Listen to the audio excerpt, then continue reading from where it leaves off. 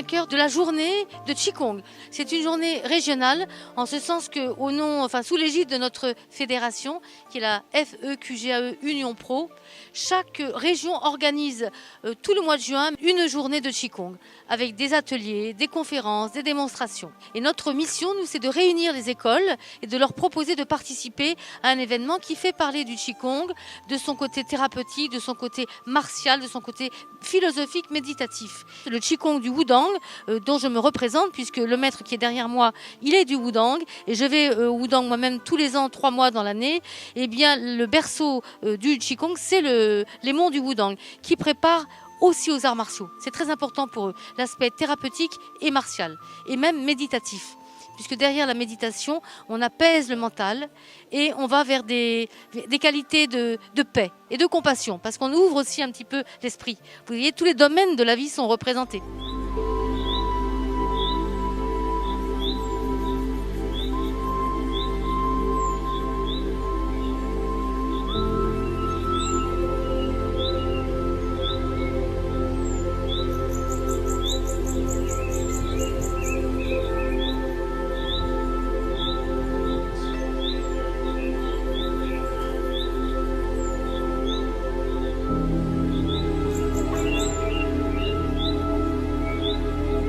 Je fais partie avec donc Karine Herman de l'association L'Atelier du Mouvement et nous faisons principalement du Tai Chi Chuan.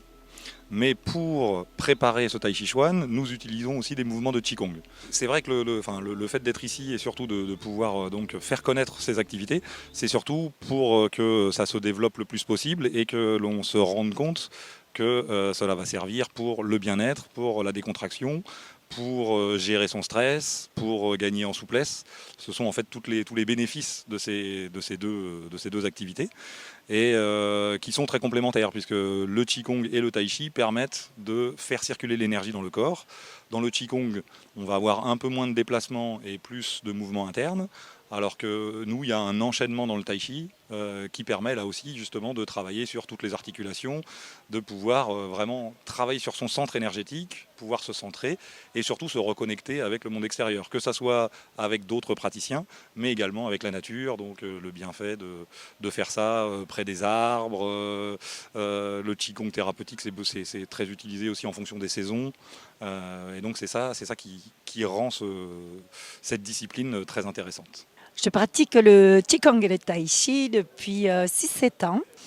Et ce que ça m'apporte, c'est un renouveau d'énergie. J'ai beaucoup d'énergie dans la vie de tous les jours, mais ça me permet de me centrer et de me revitaliser. Alors, je suis enseignante avec des CE1 et ma pratique me permet d'être plus à l'écoute des enfants et de leur permettre de les écouter et de leur permettre eux-mêmes de se centrer, de retrouver l'énergie. Et c'est très épuisant, et le fait de pratiquer le Tai Chi toutes les semaines, ça me permet d'être plus à l'écoute et en forme pour eux.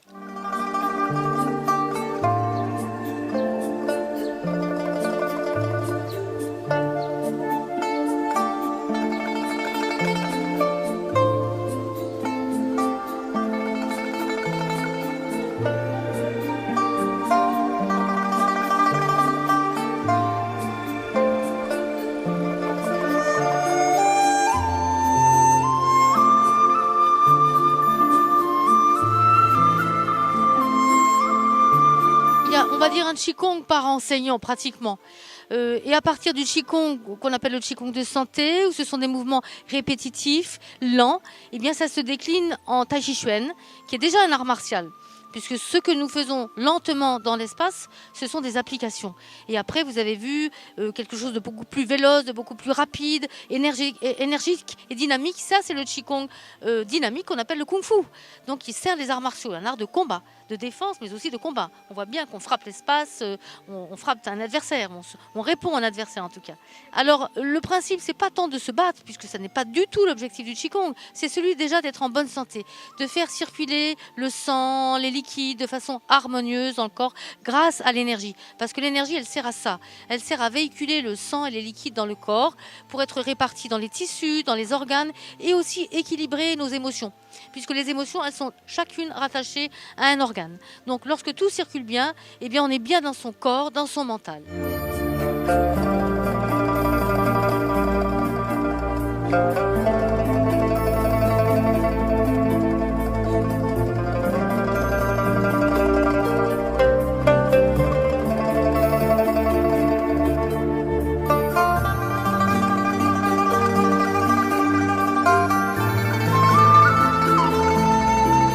Alors on travaille évidemment aussi sur ce qu'on appelle les qualités morales, la patience, la persévérance, la modestie, l'humilité aussi, parce que rien n'est acquis très rapidement. Et souvent on est en porte-à-faux avec son ego qui se dit mais vraiment je n'y arrive pas, comment ça se fait? Ça a l'air très simple mais c'est assez compliqué de retrouver les relations naturelles avec l'ensemble des articulations du corps. C'est compliqué, mais avec de la patience, de la persévérance et puis du lâcher-prise, on y arrive. Ce sont des disciplines qui interpellent de plus en plus de gens qui sont stressés. Il y a beaucoup de dépression. Moi, en tant que praticienne de médecine chinoise, c'est incroyable le nombre de dépressions que je reçois et également les enseignants. Donc déjà, c'est pour calmer. Les gens recherchent une autre façon d'être, en fait. Nous ne sommes plus ni dans l'avoir, ni dans le paraître, mais dans une recherche de mieux-être. Et le Qigong se prête tout à fait à cette recherche-là.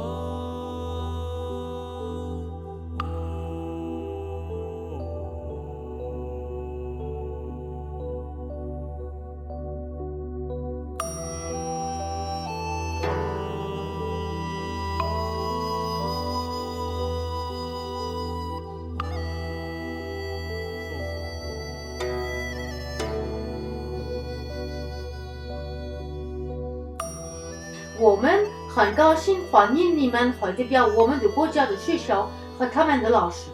这一天是特别的一个时间，为了让新的学生试一试和看一看这个很有意思的艺术——气功、太极拳和八卦掌。Dans notre langue, nous sommes très heureux de vous accueillir ici avec les écoles présentes et leurs professeurs, afin de vous permettre d'essayer toutes ces belles disciplines appelées les arts internes, le Qigong, le Tai Chi Chuan, le Baguazhang.